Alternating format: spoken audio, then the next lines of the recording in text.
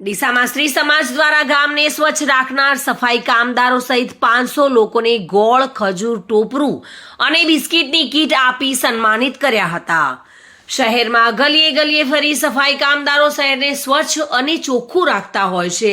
શહેર સ્વચ્છ રહેતા જ ગામ લોકો બીમારીઓથી દૂર રહે છે અને સ્વાસ્થ્ય જળવાઈ રહે છે। ત્યારે આવા સફાઈ કામદારોનું પણ સ્વાસ્થ્ય જળવાઈ રહે તે માટે ડીસા સ્ત્રી સમાજ દ્વારા સૂકા મેવાની વિતરણ કરવામાં આવ્યું હતું। આ સિવાય ગરીબ બાળકો પણ સશક્ત અને મજબૂત બને તેમજ કુપોષણમાંથી પોષિત બને તે માટે સ્ત્રી સમાજ દર વર્ષે સૂકા મેવાની કીટ આપે છે, જે અંતર્ગત આજે પણ સ્ત્રી સમાજે અલગ અલગ વિસ્તારમાં ફરી સૂકા મેવાની કીટ અર્પણ કરી હતી।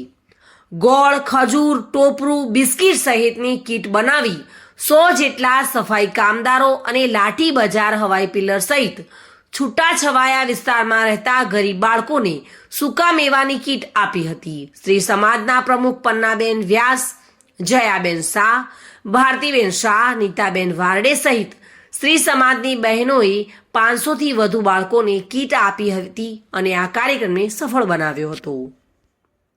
Reena Parmar, today news, Gujarati.